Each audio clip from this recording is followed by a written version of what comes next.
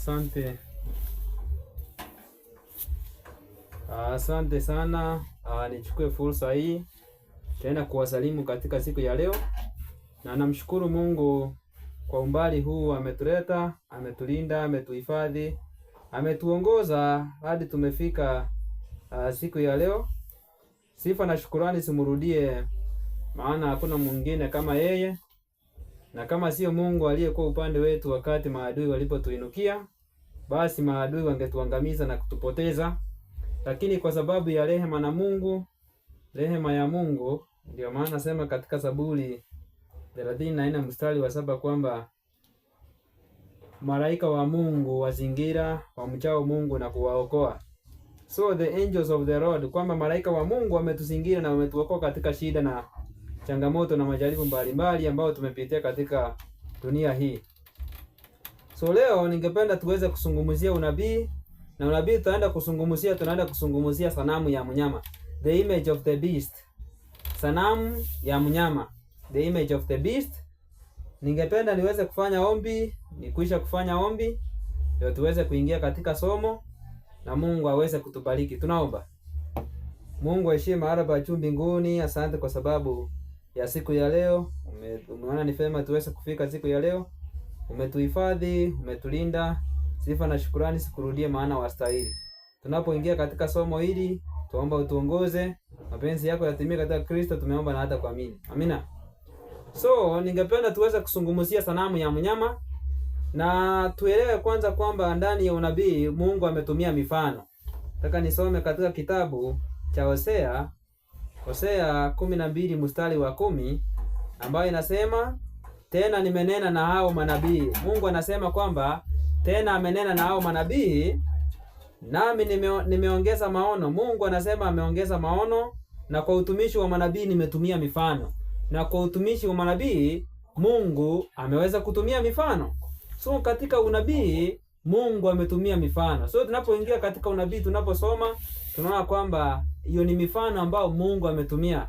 Ndio maana Petro anatuambia, ukisoma katika Petro wa pili 1 mstari wa 19, nasema kwamba nasi tunalile neno la unabii lililo imara zaidi. So tunalile neno la unabii ambalo ni imara zaidi.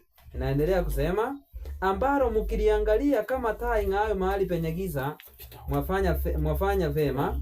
So na kwamba tukiliangalia hili neno la unabii ni kama taa ing'aayo mahali penye giza, na tunapokuwa tunikiliangalia tunafanya vema. Ndio maana pale tunasema kwamba neno la Mungu ni taa ya miguu yangu. So tunapoliangalia hili neno la unabii ni kama taa linatuangazia, na ndio maana Isaya anasema inuka uangaze. Katika kitabu kile cha Isaya 60 mstari wa 1 nasema hivi, nika Isaya 60 mstari wa 1 nasema hivi, ondoka uangaze kwa kuwa nuru yako imekuja. Tunaagizwa kwamba tuondoke tuangaze kwa kuwa nuru yetu imekuja na utukufu wa Bwana umekusukia. Maana tazama, giza litaifunika dunia na giza kuu litasifunika kabila za watu, bali Bwana atakusukia wewe na utukufu wake utaonekana juu yako.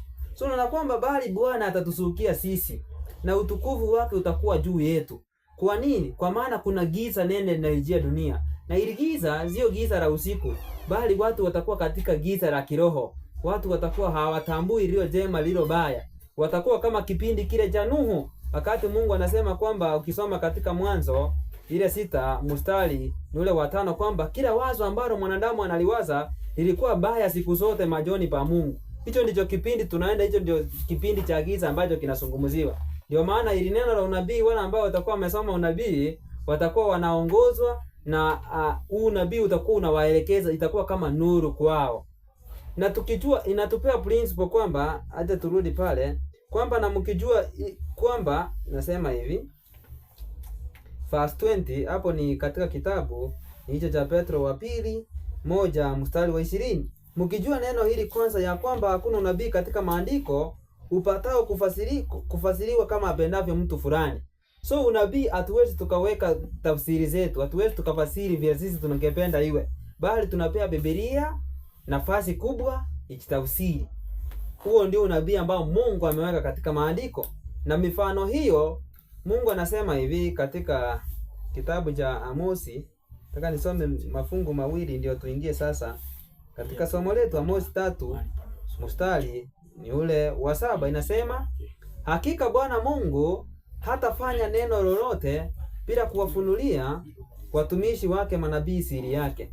So hakika Bwana Mungu hawezi akafanya jambo haliwezi likafanyika kama Mungu hajawafunulia manabii watumishi wake siri. Na hiyo siri Daudi anatuambia katika kitabu cha Zaburi, 25 mstari wa 14 kwamba siri ya Bwana iko kwao wamchao, naye atawajulisha agano yake. So hiyo siri ya unabii ambao ni ya Mungu, ambayo iko kwa hao wamchao Mungu, iko kwa Mungu, ameipeana kwa wale watu ambao wanamcha yeye, wale watu ambao wanamheshimu yeye. Ndio Mungu amewapea hiyo siri yake ya unabii, ndio wanaweza wakafasiri. Mtu akiomba kwa Mungu amsaidie. Ndio maana katika kanisa kuna mitume, kuna manabii, kuna watumishi wengine kutoka katika ndani ya kanisa.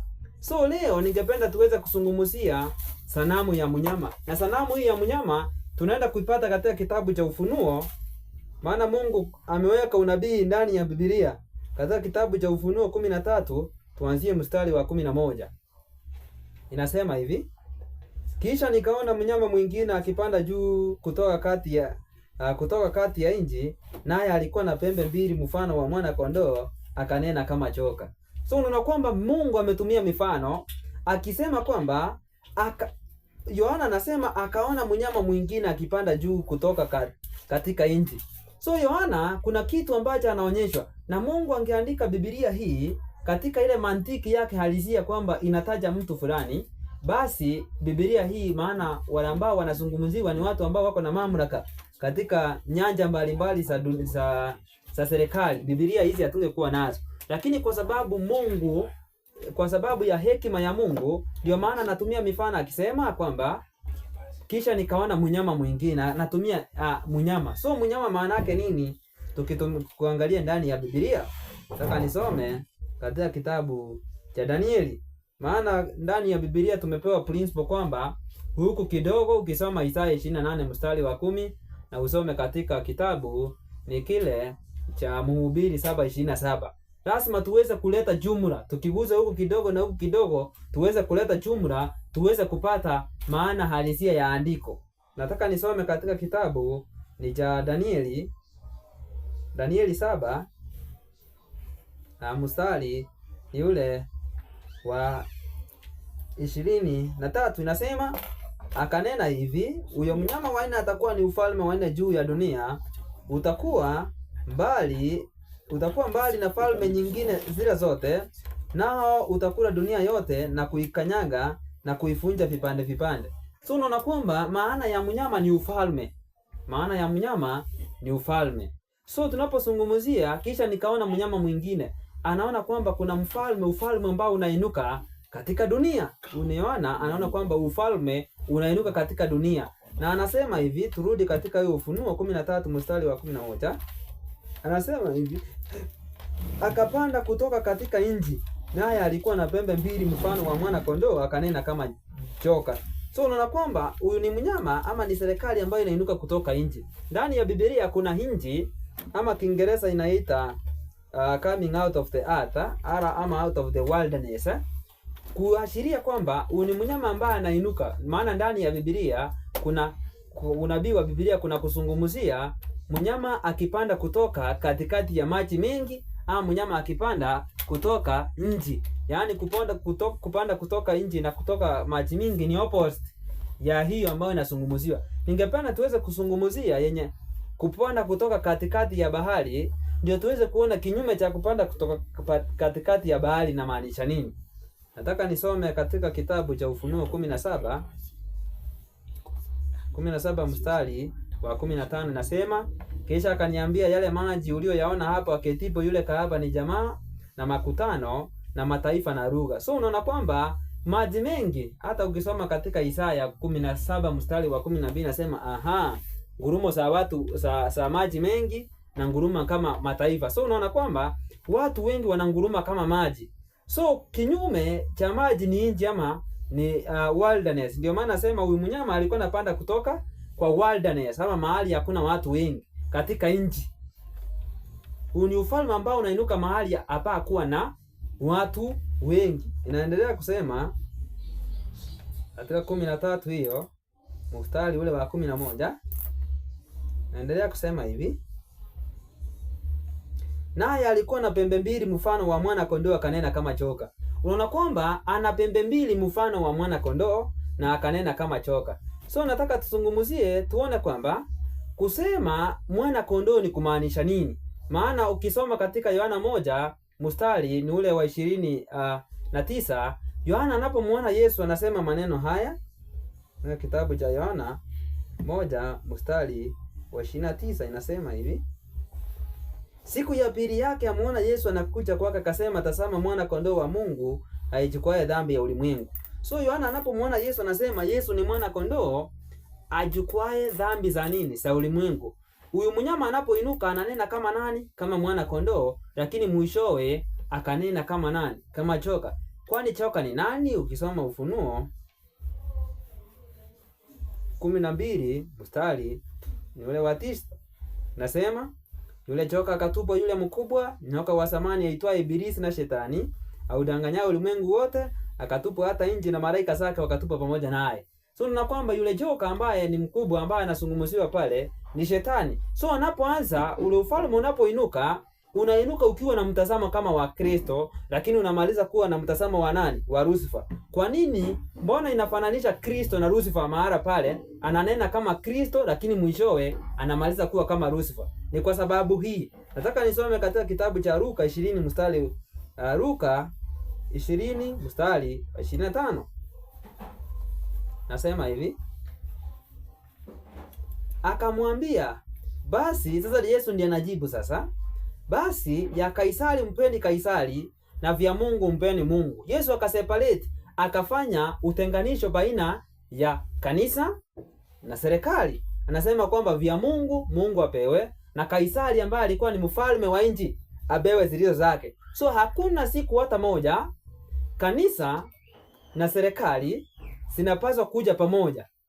Hakuna siku hata moja kanisa na serikali zinapaswa kuja pamoja. Ndio maana Yesu alisema kwamba mwacheni Kaisari, mpeni Kaisari vilivyo vya Kaisari na Mungu mpeni vilivyo vyake. Ndio maana anaonekana kama nani? Mwana kondoo, lakini mwisho wake anakuja kunena kama choka. Maana hiyo inji inapoanza kuinuka, inainuka ikiwa na mitazamo kwamba serikali na kanisa viwe vitu viwili tofauti ambavyo havitaungana hata siku moja. Lakini vile tunaendelea as the time lessons, tunaona kwamba wanakuja kuungana serikali na nini na kanisa, wanakuja kuunganisha. Ndio maana nasema akanena kama nani? Kama choka. Tunarudi pale kwa hiyo Ufunuo 13 mstari wa 11. Naye atumia uwezo wote wa mnyama yule wa kwanza mbele yake. So unapoanza katika Ufunuo 13 ukianza mstari wa kwanza, kuna mnyama ambaye yuko pale. Na huyu mnyama Mungu akikuja kuturuhusu kuja kuoneshana kwamba huyu mnyama ni system ya papacy. System ya papacy. Mnyama ni system ya papacy, system ya Roma ambayo inazungumziwa pale. So anasema kwamba huyu anatumia uwezo wa kwanza wa yule mnyama wa kwanza, system ya papacy ndiye ambayo inazungumziwa pale. So unaona kwamba naye aifanya dunia na wote wakao ndani yake wamsujudie mnyama wa kwanza ambaye jeraha lake la mauti lilipona. So unaona kwamba hii nje ambayo imeinuka na mitazamo miwili kwamba dunia ama serikali ya dunia na mambo ya kanisa viziwepo pamoja, inapoendelea itaenda kuwasukuma watu waingize katika system ya mnyama wa kwanza ama system ya papacy. Inaenda kuingiza katika system ya papacy. Takuja kuburufu hayo tukianza from verse 1. Naendelea kusema anawafanya wamsujudu mnyama wa kwanza. So atawapeleka katika ibada ya mnyama. Atawafanya ama atawapeleka katika ibada ya mnyama. Inaendelea kusema, naye afanya ishara kubwa. Maana anainuka kama nabii wa uongo Anafanya ishara kubwa. Anapofanya ishara kubwa, hata kufanya moto kushuka kutoka mbinguni uje juu ya nchi mbele ya wanadamu. So unaona kwamba anafanya moto ushuke kutoka mbinguni kwa sababu ya zile ishara ambazo anaweza kuzifanya. Moto ambaye wanasema kwamba utashuka kutoka mbinguni, ndio mara nyingi watu wanadhani watu wanadhani kwamba ni moto utashuka kutoka mbinguni. Moto utashuka kutoka mbinguni uje juu ya wanadamu, wanadamu wakiangalia kama kipindi cha Elia. Hapana. Huyu unarejea katika kitabu kile cha Matendo ya Mitume 2. Matendo ya Mitume 2, wakati mitume wanaposhukiwa na Roho Mtakatifu. Nasema kwamba tazama, wakaona ndimi zilizowakalia, ndimi za moto zilizowakalia kila mmoja juu ya vichwa vyao. So hawa nao watakuja na mioto, kwamba wameshukiwa na Roho Mtakatifu, nao watafanya mambo ya ajabu. Watafanya mambo ya ajabu juu ya wanadamu. Nasema verse 14, naye awakosesha wale wakao juu ya nchi kwa ishara zile alizopewa kuzifanya mbele ya huyo mnyama, akiwaambia. Sasa hapo ndio nataka tunaanzia somo sasa. Akiwaambia wale wakao juu ya nchi kumfanyia sanamu yule mnyama aliyekuwa na jeraha la upanga, naye akaishi. So unaona kwamba amewaambia wanadamu wamfanyie mnyama amfanyie mnyama sanamu ya kuchonga. Takuja kusungumzia hii sanamu ni sanamu ya namna gani.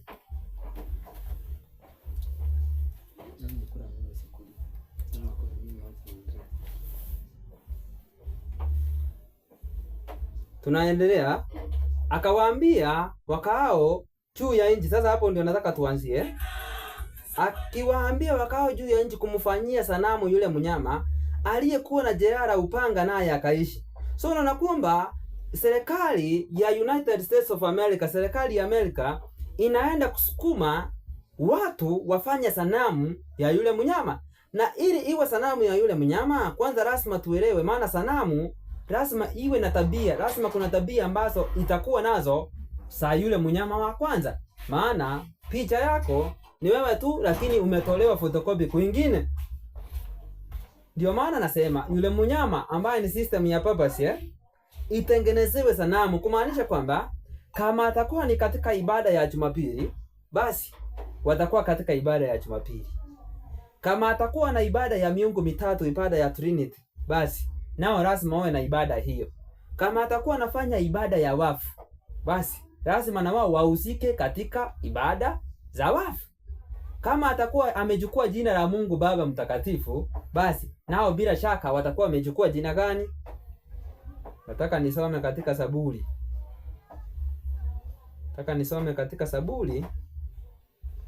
Psalms 111 verse 9.